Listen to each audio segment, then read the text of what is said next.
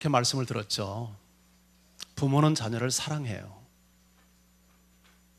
그런데 자녀는 정작 그 부모로부터 부모가 자기를 사랑한다는 느낌을 갖지 못해요. 거기는 이유가 하나 있어요.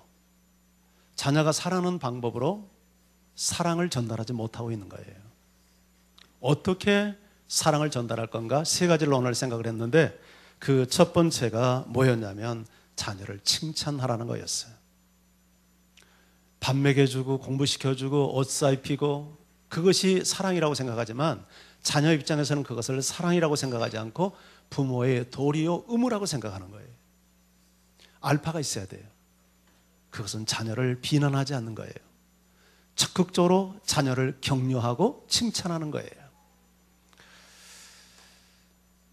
이 칭찬은 마치 영혼의 햇빛과 같아서 칭찬을 받을 때 자아상이 건강해지고 그리고 정말 하나님 앞에서도 건강한 아이로 성장이 되는 것입니다. 두 번째는 자녀와 함께 시간을 보내라는 것이죠.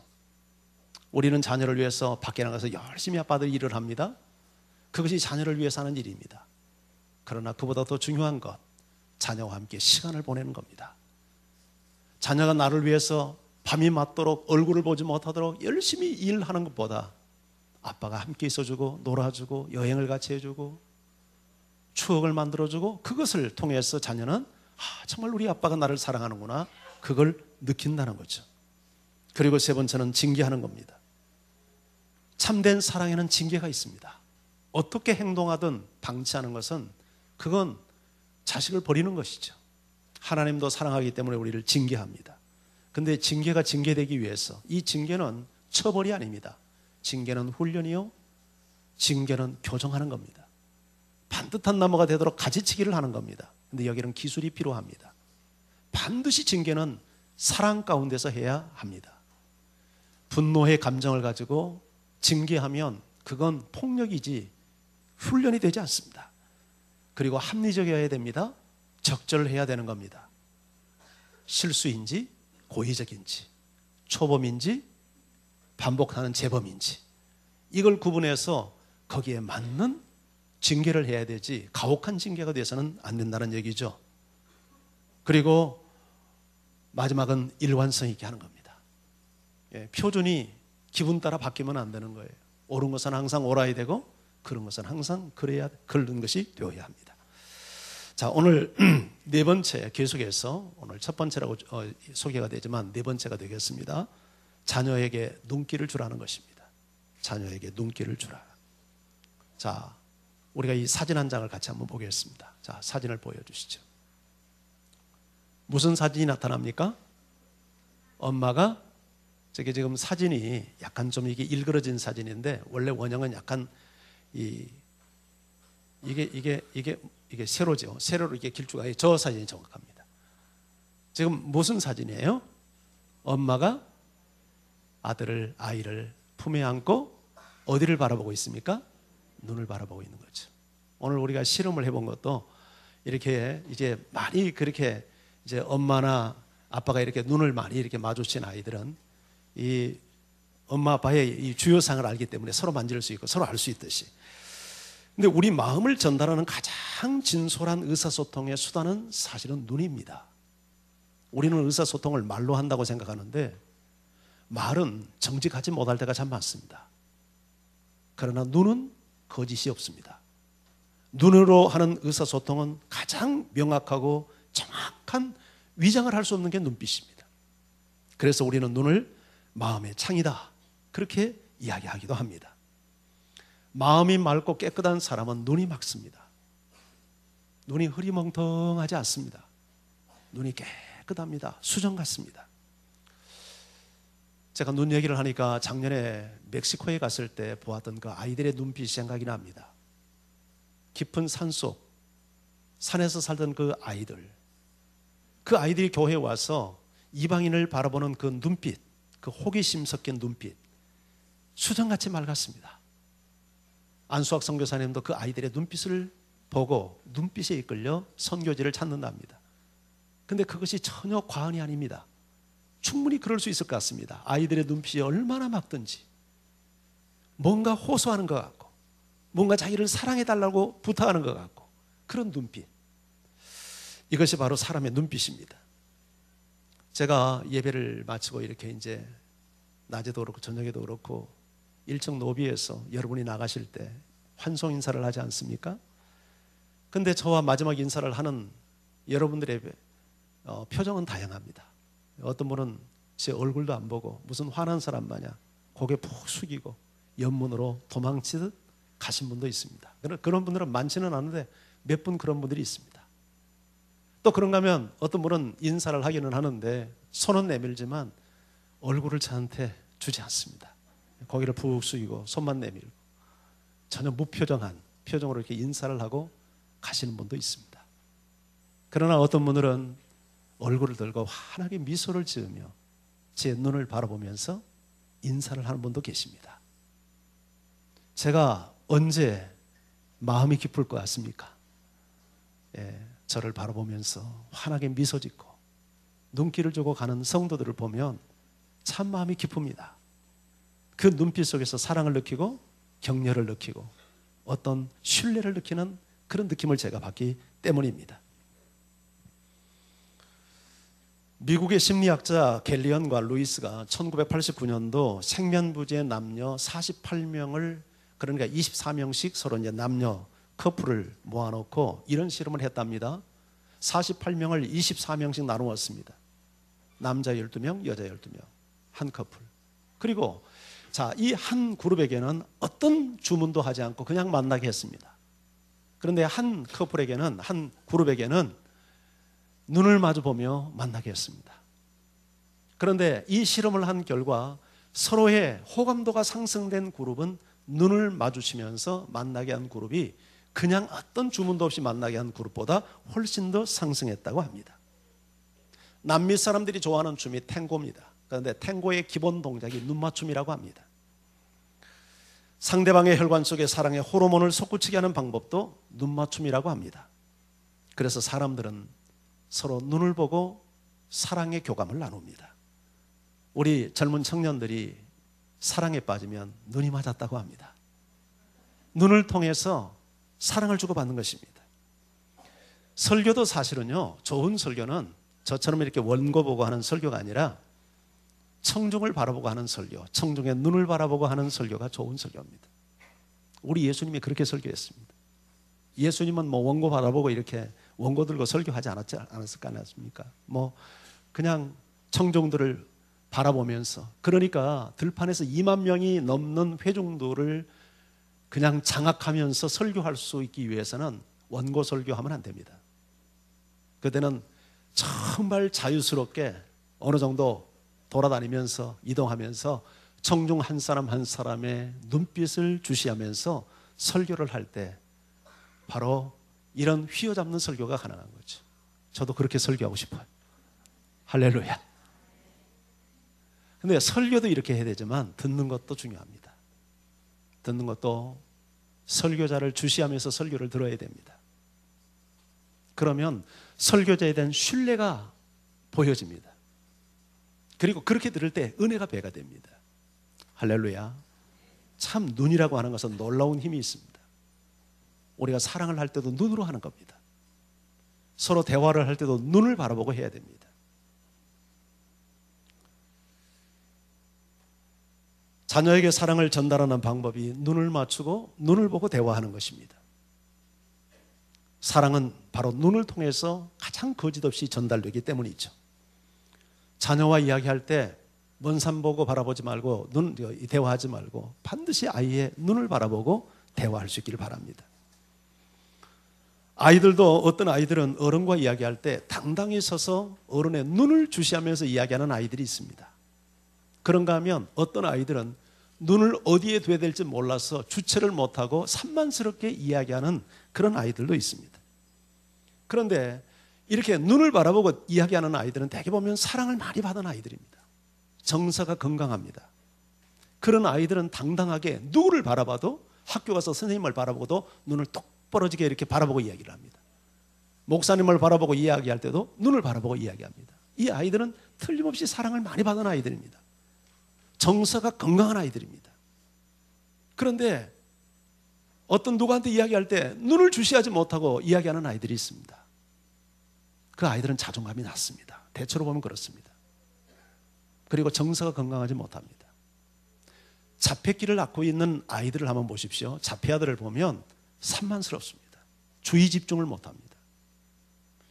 친구와 이야기하든 누구와 이야기하든 눈을 마주치지 않습니다. 이 자폐라고 하는 것은 신체 장애가 아니라 정신 장애입니다. 그래서 우리가 정말 우리의 아이들을 정말 사랑이 풍성한 사랑의 창고에, 그 감정 창고에 사랑을 풍성히 넣어주기 위해서는 아이들의 눈을 바라보면서 사랑을 심고, 그렇게 눈을 바라보면서 이야기하고, 그래서 아이로 하여금 부모의 충분한 사랑을 받는다는 느낌을 주어야 합니다. 그런데 우리 부모들이 아이들의 눈을 바라볼 때가 있습니다. 언제냐면 긍정적인 메시지를 전할 때 눈을 바라보지 않고 부정적 메시지를 전할 때 눈을 바라보는 겁니다. 예를 들면 야단을 칠 때 똑바로 봐, 이렇게 하고 엄마 아빠의 눈을 바라보게 합니다. 근데 그때 바라보는 눈길은 독사의 눈입니다. 무서운 눈입니다. 그 안에서 아이가 치유를 받고 위로를 받을 수 있는 눈빛이 아닙니다. 무서운 눈, 두려운 눈, 도끼가 서린 눈, 그 눈을 바라보라고 합니다. 그건 잘못된 방법입니다. 긍정의 메시지를 보낼 때 눈을 봐야 합니다. 사랑을 표현할 때 눈보게 해야 됩니다. 온화한 눈빛, 사랑에 담긴 눈빛, 그것을 아이들에게 전달해야 됩니다. 그럴 때 이 아이들은 내가 지금 사랑받고 있다, 그런 느낌을 갖는 것입니다. 사람은 누구나 눈길을 주는 사람에게 끌리도록 되어 있습니다. 심리학적으로 그렇습니다. 실질적으로 어느 병원에서 실험을 한 사실인데, 간호사들이 어떤 아이에게 자주 가는가를 조사를 했습니다. 여러분, 병원에서, 소아과 병원에서 아이에게 자주 가는 간호사, 자, 그 아이는 어떤 아이여야 하겠습니까? 몸이 많이 아픈 아이여야 합니다. 원칙적으로는 그렇습니다. 그런데 실질적으로 그러지 않았습니다. 어떤 아이에게 간호사들이 많이 접근을 했냐면, 눈길을 주는 아이에게 간호사들이 놀랍게도 많이 다가갔습니다. 어떤 아이들은 간호사가 지나가면 간호사를 바라보고 눈길이 따라갑니다. 그럴 때 간호사의 발걸음을 멈추게 했습니다. 사람의 눈길은 이처럼 사람을 끌어당기는 마력적인 힘이 있습니다. 그래서 여러분들이 우리의 자녀들을 바라볼 때, 여러분 사랑의 대화를 나눌 때 눈을 바라보고, 그래서 그 눈을 바라보면서 부모와 이야기할 줄 알고 사랑을 공급받는 아이들은 어디를 가도 눈길을 정상적으로 둡니다. 그런 사람들이 사람의 사랑을 받고 매력을 얻는 그런 존재가 되는 것입니다. 제2차 세계대전 때 영국 런던에서 전쟁 고아로 버려진 수많은 아이들을 모아놓는 고아원에서 있었던 일입니다. 특별히 생후 6개월에서 12개월 되는 아이들이 특별한 이유도 없이 시름시름 앓고 우유도 먹지 않다가 아이들이 죽어나가는 겁니다. 그래서 정부에서 조사팀이 꾸려져 가지고 고아원에 급파가 되고, 그래서 현장 조사를 하게 되었습니다. 환경이 나쁜 것도 아니고 위상 상태가 나쁜 것도 아니었습니다. 특별히 아이들이 죽을 만한 전염병이 돈 것도 결코 아니었습니다. 그런데 아이들이 죽어가는 겁니다. 그들은 면밀히 입체적인 조사를 한 결과 이런 결론을 내리게 됐습니다. 이 아이들이 사랑받지 못해서 죽어간다는 것을 알게 되었습니다. 왜냐하면 너무 많은 아이들에 비해서 아이들을 돌볼 부모의 숫자가 절대적으로 부족했던 겁니다. 그래서 젖을 먹일 때도, 우유를 먹일 때도 혼자 먹게 하고, 잠을 잘 때도 혼자 재우는 겁니다. 그러니까 아이들의 감정 속에 사랑의 창고가 채워지지 않으니까 그게 몸으로도 저항력이 약화되어져서 시름시름 앓다가 죽어가던 겁니다. 이걸 간파한 조사팀은 부모들에게 이렇게 명령을 했습니다. 앞으로는 우유를 먹일 때 절대 아이들을 혼자 그냥 먹이지 말고 아이들을 품에 안고 반드시 부모가 아까 그 그림에 보는 것처럼 아이의 눈을 바라보면서 심장 소리를 들려주고 눈을 바라보면서 우유를 먹이게 했습니다. 그리고 잠을 재울 때도 혼자 재우지 말고 부모가 옆에서 아이의 가슴을 두들기면서 잠을 재우게 했습니다. 그러더니 놀랍게도 시름시름 알아가는 아이들의 건강이 회복이 되는 겁니다. 사람은 확실히 떡으로만 사는 존재가 아니죠. 사람은 사랑을 먹고 살아야 할 존재입니다. 그런데 그 사랑을 전달하는 통로가 바로 사람의 눈길인 것입니다. 태어난 지 6주에서 8주가 되면 어린 아이들이 눈동자를 굴린답니다. 뭐를 찾고 있는 거죠. 그리고 2개월이 되면 눈 맞춤이 가능해진답니다. 2개월 때부터 아이는 사랑을 받을 수 있는 겁니다. 그때 엄마가 젖을 먹이면서 아이의 눈길을 바라보고 이야기를 하고 사랑을 고백하고 그러면서 아이들은 사랑의 공급을 받는다고 합니다. 여러분, 우리가 사랑을 전달하는 이 방법에 있어서 이 눈길을 우리 자녀들에게 잘 사용하는 그런 부모가 되시기를 주의 이름으로 축원합니다. 옛날 우리 문화에 까꿍 문화가 있었습니다. 까꿍이 뭡니까? 귀여운 아이들을 어릴 때 하는 그게 행동입니다. 까꿍, 까꿍, 까꿍. 까꿍 할 때 어디 봅니까? 눈을 봅니다. 사랑의 고백입니다. 사랑의 행위입니다. 우리 조상들이 학문적으로 눈길이 사랑을 전달하는 이게 방법이라는 것을 학문적으로는 이해하지 못했지만 체험적으로 그걸 터득하고 있었던 겁니다. 아이들에게 눈길을 주는 것이 사랑을 전달하는 방법인 것을 알았어요. 여러분, 우리가 부부지간에도 형제들끼리도 서로 만나면 눈길을 주면서 사랑을 고백하는 여러분 되시기를 바랍니다. 우리 한번 연습 한번 해볼까요? 자, 옆 사람 한번 보시면서 사랑합니다 한번 해보십시오.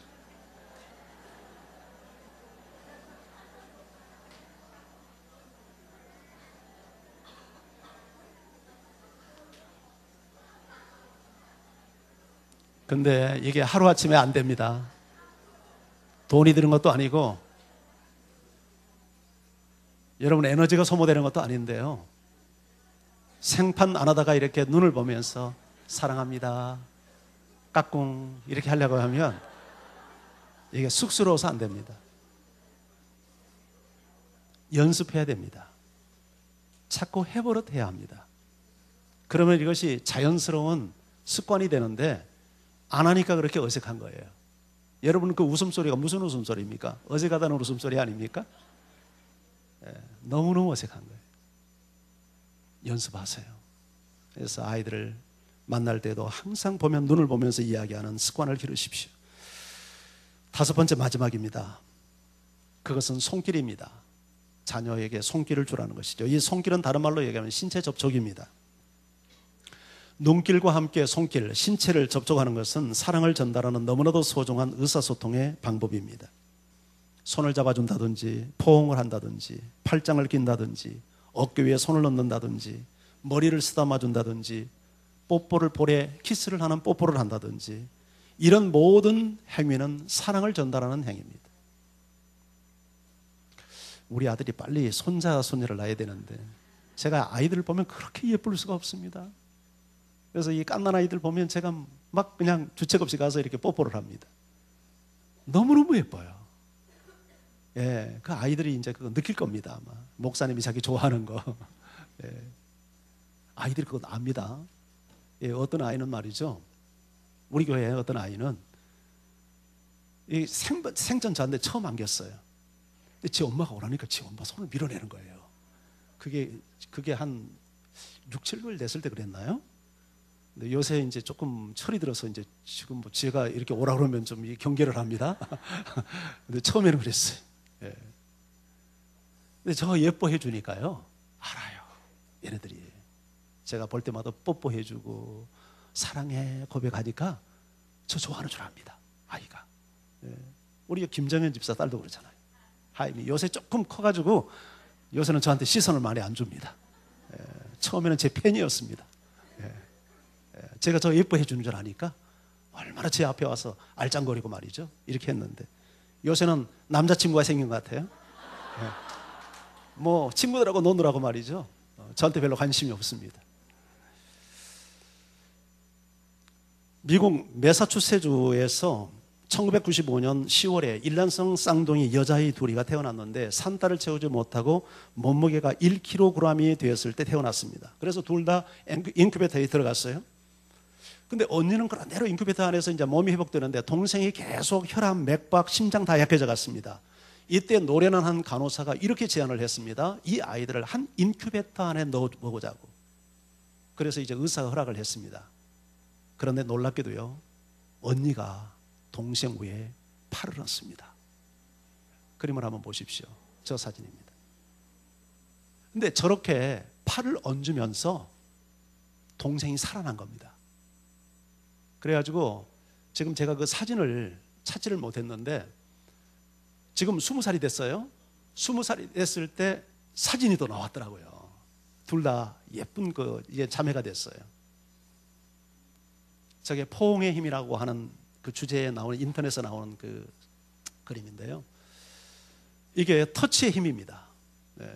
혼자 있을 때는 아이가 죽어가다가 언니가 자기 등에 손을 얹어주는 이 신체 접촉 하나만으로도 아이가 안정감을 갖고 사랑을 느끼면서 죽어가는 아이가 다시 살아나는 이런 기적의 역사가 일어났던 겁니다. 우리 젊은 연인들은 만나면 그냥 만나고 싶어 하지 않습니다. 어떻게 하든지 가까이 다가가려고 하고 손을 잡고 포옹하려고 합니다. 왜냐하면 신체 접촉이 사랑의 전달 방법인 것을 본능적으로 느끼기 때문입니다. 부모는 자녀들에게 신체 접촉을 통해서 사랑을 표현할 줄 알아야 합니다. 두 아버지와 두 아들이 각각 야구장에 갔습니다. 근데 한 아버지는 서로 아들과 앉아서 멀쩡하니 야구 구경만 합니다. 그런데 한 아버지는 아들과 함께 야구를 구경하면서도 시때때로 웃으면서 이야기를 주고받고 손을 만졌다가 어깨에 손을 얹었다가 다리를 두들겼다가 그렇게 이야기를 하면서 야구를 구경합니다. 이 두 번째 아버지의 관심은 야구가 아니었습니다. 아들이었습니다. 참 훌륭한 아버지입니다. 야구를 구경하기 위해서 아들과 함께 간 게 아니라 아들을 위해서 야구장에 간 겁니다. 그러면서 사랑을 표현하고 있는 겁니다. 우리 어머니는 무식한 분입니다. 글도 읽을 줄 모르는 분입니다. 그런데 자녀를 어떻게 사랑해야 되는지를 아신 분이었습니다. 제가 막내죠. 막내 아닙니까? 우리 아버지가 51, 우리 어머니가 42에 저를 낳습니다. 51에 저를 낳았으니까 제가 손잡버리잖아요. 51에 그것도 5달 터울로 우리 형이 막내가 된 줄 알았다가 5년 만에 제가 태어났으니까 경사 아닐까요? 얼마나 귀엽겠어요. 안 그렇습니까? 근데 우리 아버지가 얼마나 무심한가 보세요. 제 기억 속에 제 손을 잡아줬거나 제 손을 잡고 어디 같이 길을 갔거나 나를 안아줬거나 나를 업어주었거나 나와 함께 여행을 한 기억이 제 기억 속에는 한 번도 나타나질 않습니다. 우리 아버지가 했는데 내가 기억을 못하는 건지 우리 아버지가 그런 기회를 나에게 안 줬는지는 모르겠지만 제가 생각해 볼 때 후자일 가능성이 큽니다. 왜냐하면 우리 아버지는 자식 사랑을 속으로 해야 된다고 굳게 믿는 분이었기 때문입니다. 그러나 우리 어머니는 달랐습니다. 제가 막내였기 때문에 우리 어머니를 오랫동안 차지했습니다. 언제까지 우리 어머니를 차지했냐면 제가 초등학교 졸업할 때까지, 중학교 들어갈 때까지 엄마 옆에서 동침을 했습니다. 그리고 엄마의 가슴을 늘 주무르면서 잠을 잤습니다. 제 그 기억이 있습니다. 초등학교 다닐 때까지. 가끔 어머니가 이제 마실을 갑니다. 그러면 항상 저는 어머니 꼬랑지가 되어서 어머니를 따라갑니다. 어머니가 저를 데려갔는지 내가 어머니 따라가겠다고 때를 써서 데려갔는지는 모르겠지만 항상 어머니 가는 곳이 제가 같습니다. 지금도 기억이 납니다. 그 좁은 골방에서 아낙네들이 모여서 수다를 떠는데 나는 얼마나 졸리든지 어머니가 그 동네 아주머니들 모여서 수다 떨고 있을 때는 졸려서 구벅구벅 졸다가 어머니 무릎을 베고 잠이 들곤 했습니다. 그리고 이제 집에 갈 때 어머니가 나를 깨워서 등에 엎일 때 정신 차려보면 등에 엎여 있는 모습을 제가 발견하곤 했습니다. 제가 어머니 품을 제일 처음 떠난 게 중학교 1학년 때입니다. 제가 중학교를 시골에 살다가 읍내로 중학교를 가게 됐습니다. 근데 읍내를 중학교를 다니면서 이제 기차 통학을 했는데 기차 통학을 하는 그 기차역이 우리 집에서 3km입니다. 그리고 또 읍내에서 내려서 학교까지 가는 거리가 또 2km입니다. 그러니까 편도만 5km예요. 그리고 왕복을 하면 하루에 10km를 걸어야 되는 거예요. 이게 요새 같은 봄철이나 여름은 그런 데로 괜찮은데 겨울이 문제입니다. 그래서 이제 겨울에는 제가 자취를 한 겁니다. 그래서 학교 근처에 방을 하나 얻어가지고 친구하고 둘이 자취를 해요.